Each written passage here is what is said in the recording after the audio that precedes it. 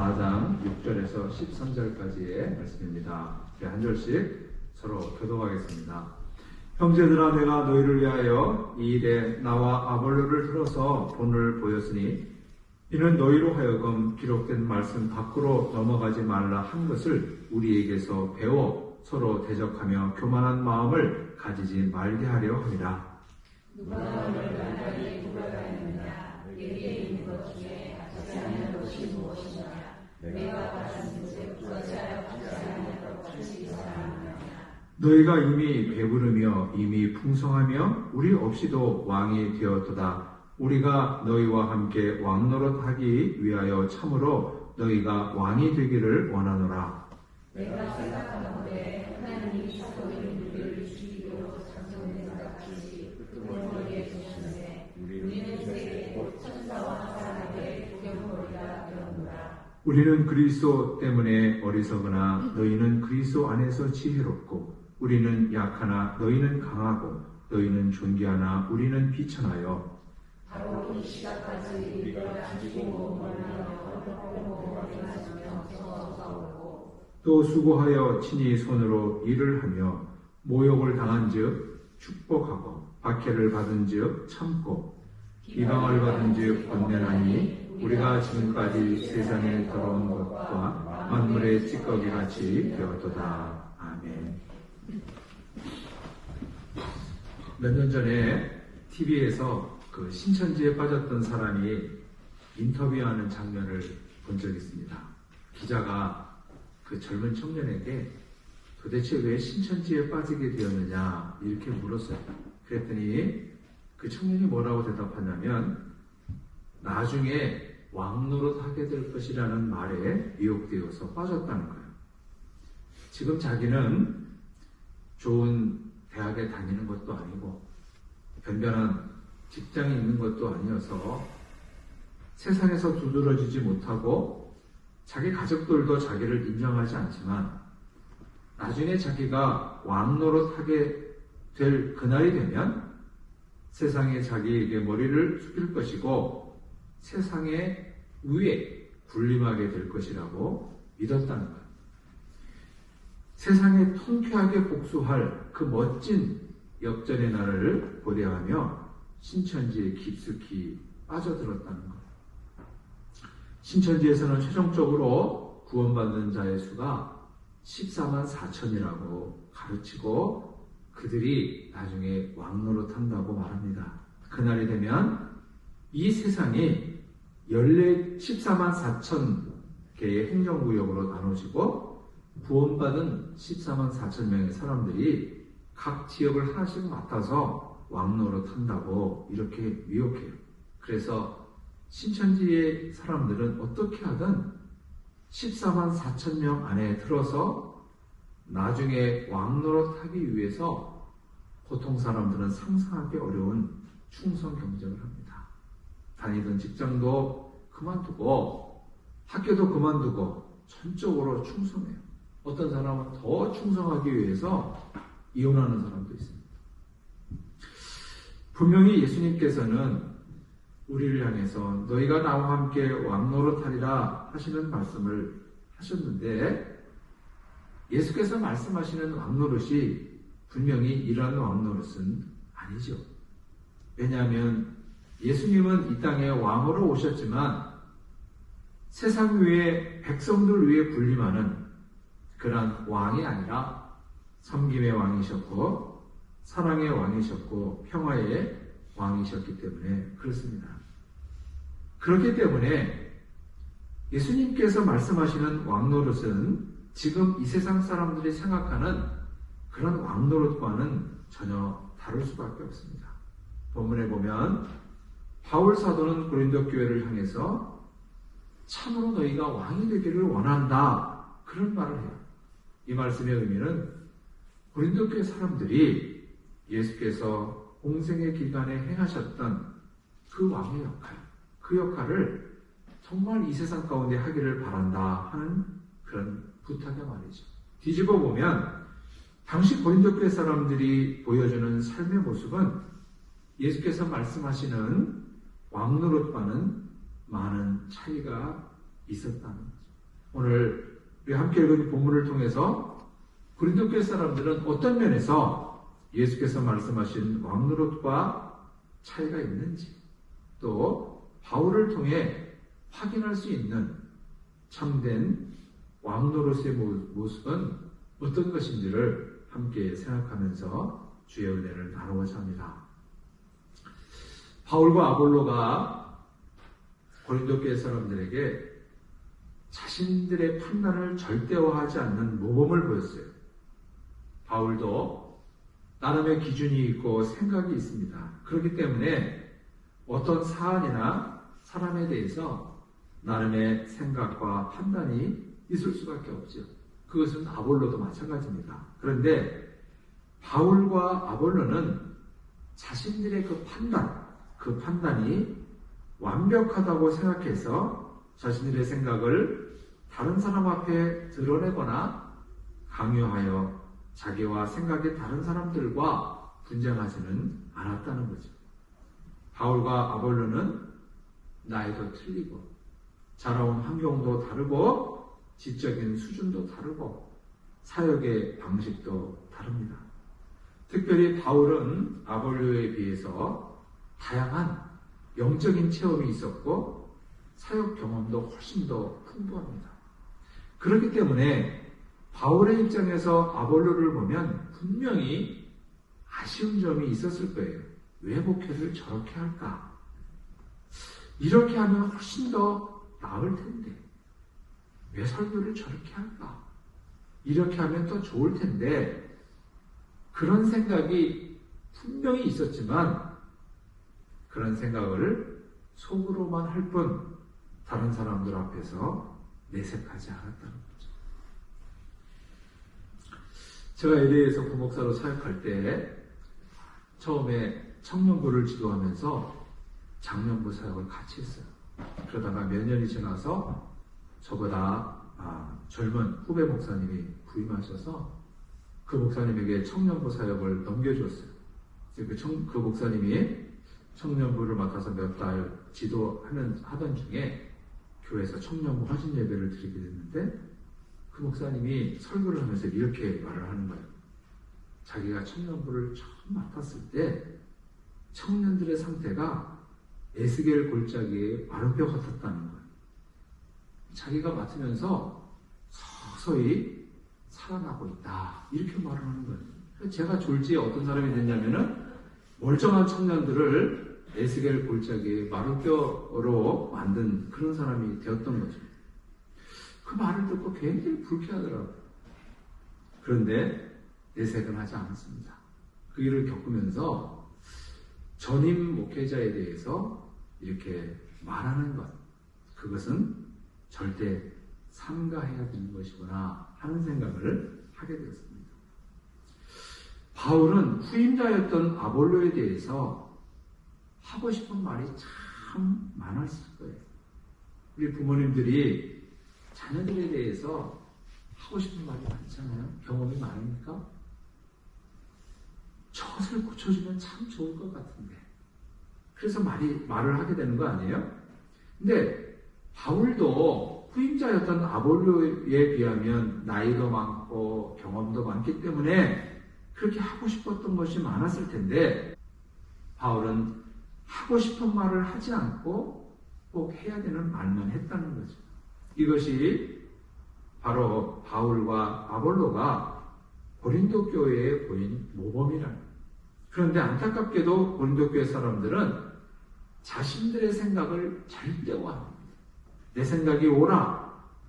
그러면서 생각이 같은 사람들끼리 모이고 합오를 만들어서 생각이 다른 사람들과 갈등해요. 자기의 생각을 절대화하다 보니까 다른 사람들의 생각과 그 행위를 무시하게, 그것은 대단히 교만한 것이고 폭력적인 것이죠. 교만이라고 하는 것은 자기를 실제보다 높게 생각합니다. 자기의 실제의 모습은 50인데, 가령 수치로 50인데 자기를 80이라고 생각한다면 30만큼은 거짓입니다. 거짓은 본래 없는 거예요. 없는 것인데 있는 것이라고 착각하는 거예요.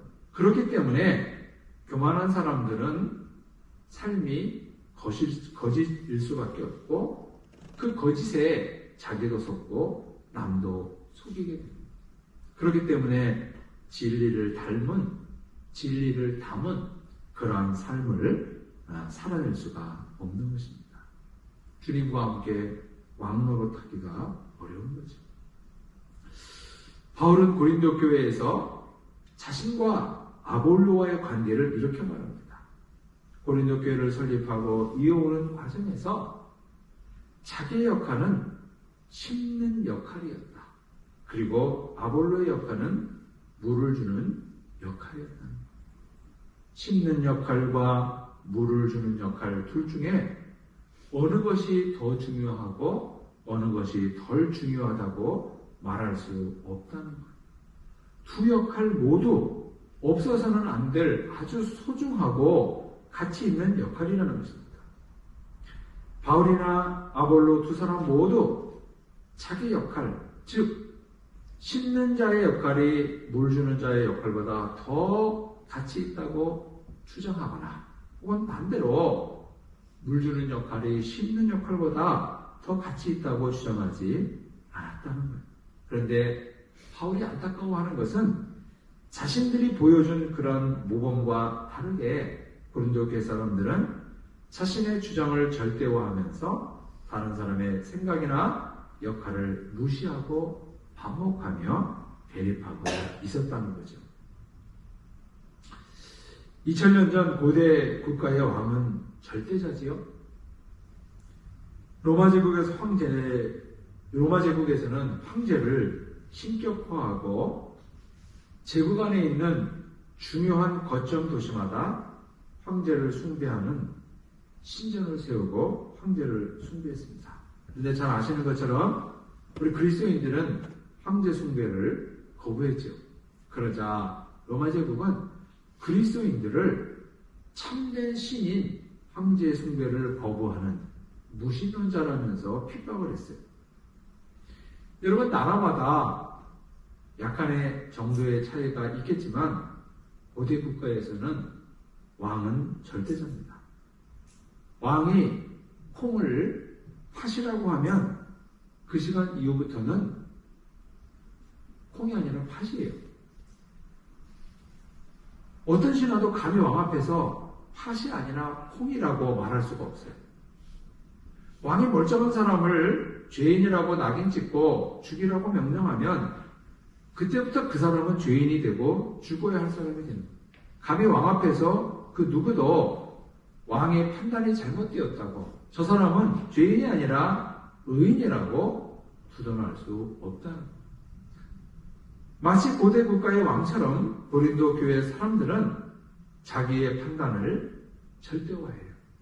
그래서 바울이야말로 진실한 하나님의 종이다. 이렇게 판단하는 사람은 자기 판단이 옳다고 생각해요.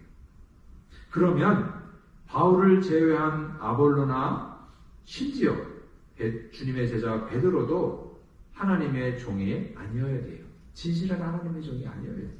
그래서 그들은 험담의 대상이 되는 거예요. 또 일부 사람들이 아볼로야말로 진실한 하나님의 종이다. 그러면 아볼로를 제외한 바울이나 베드로도 험담의 대상이 되고 그들은 참된 그리스도의 종이 될 수 없는 거예요. 그래서 온갖 트집을 잡아서 깎아내리고 그들에게 험담을 하는 거죠. 그렇게 판단하는 자기들의 그 판단, 그 생각이 틀렸을지도 몰라. 이런 생각을 안 했다. 그래서 서로 반목하고 다툰다는 거예요. 말씀드렸던 것처럼 고린도는 당시 로마 제국에서 현금 흐름이 가장 많은 도시예요. 무역업이 성하다 보니까 그 고린도는 돈으로 넘쳐났어요. 그래서 고린도 교회 사람들은 물질적으로 굉장히 부유했고 상당한 문화수적인 수준을 누렸습니다. 그렇게 고린도 교회 사람들은 당시 다른 고린도 사람들처럼 자기가 누리는 부와 문화적인 수준을 다른 사람과 비교하며 우월감을 가졌습니다. 이러한 습성이 교회 안에서도 그대로 나타나는 거예요. 그래서 자기의 은사는 과시하고 다른 사람의 은사는 무시하는 그러한 행태를 보이게 된 거죠. 그런 고린도 교회 사람들을 안타까워하며 본문 7절에 보면 바울 사도는 세 가지를 질문합니다. 첫 번째 질문은 누가 너희를 구별하였느냐? 누가 너희를 거룩하게 구별하여 교회의 지체가 되게 했느냐 하는 거예요. 절대로 고린도 교회 사람들이 윤리적으로 다른 사람들보다 우월하고 도덕적으로 흠이 없어서 하나님께서 그들을 택하시고 거룩한 교회의 지체가 되게 하신 것이 아니에요. 우리 각자의 택함을 보면, 우리 각자가 하나님의 자녀가 된 것을 보면 어떤 것으로도 합리적으로 설명이 안 돼요.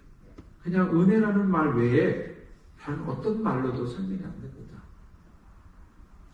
아브라함이 믿음의 조상이 되었는데 그가 믿음의 조상이 된 것은 그가 당대에 가장 뛰어난 사람이기 때문일까요? 그렇지 않아요. 아브라함은 하나님께서 그를 부르시기 전에 그는 갈대아 우르에서 아버지 데라와 함께 우상을 만들어서 파는 아주 평범한 사람입니다. 다른 사람보다 나을 것이 전혀 없는 사람이에요. 그런데 어떤 이유에서인지는 모르지만 하나님께서는 많은 사람 중에 그를 택하셨고 그를 훈련시키셨고 그를 믿음의 조상이 되게 하신 거예요. 고린도 교회 사람들도 마찬가지입니다.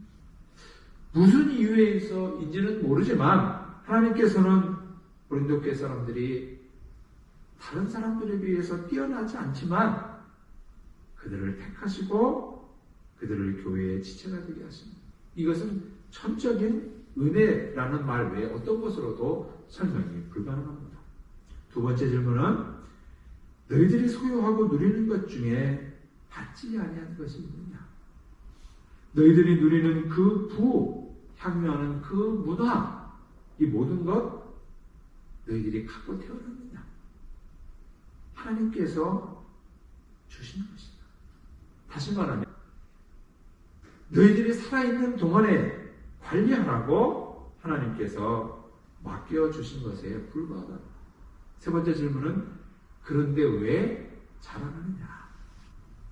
너희들을 거룩한 교회로 구별하신 분도 하나님이시고 너희들이 누리는 것도 누리고 있는 물질도 문화도 하나님께서 주신 것인데 왜 너희가 잘나서 부호받은 것처럼 본래 자기 것을 갖고 있는 것처럼 자기들의 영원한 소유인 것처럼 자랑하느냐 하는 거죠.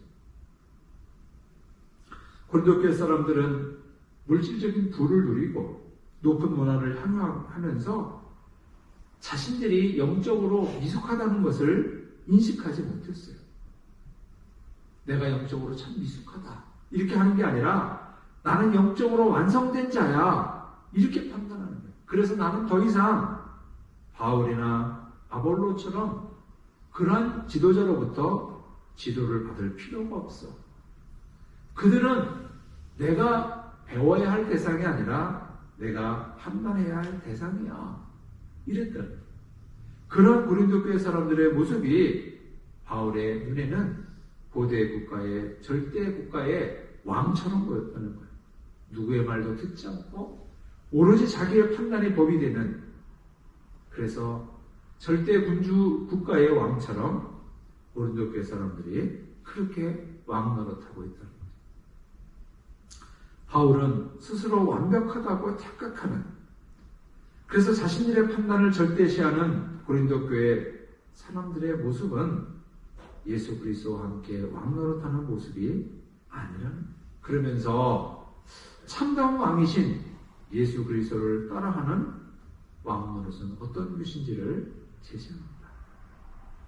바울 사도가 열심히 주를 섬기고 사도로 충실했는데 그 결과로 하나님께서 바울을 아주 높은 자리에 올려주시고 존귀하게 하신 것이 아니라 마치 죽이기로 작정한 자 같이 끄트머리에 세우시고 세상 사람들의 구경거리가 되게 하셨다.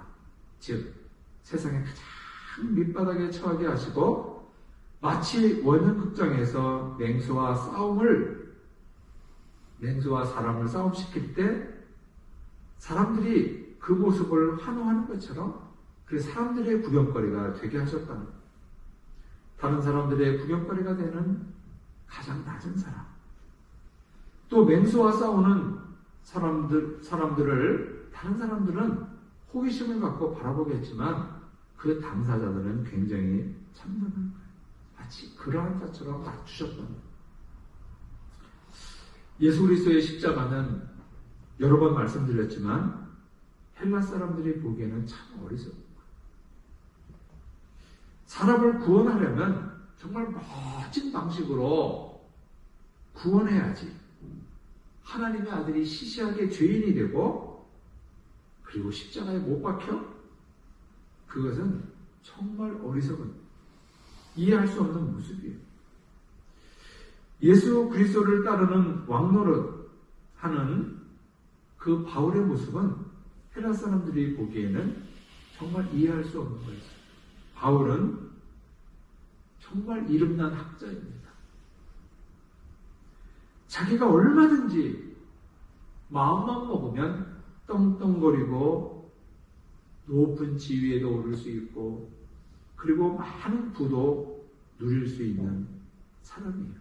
그런데 그런 사람이 세상의 조롱거리가 되고 웃음거리가 되고 그런 모습을 보면서 헬라 사람들은 이해할 수가 없는 거죠.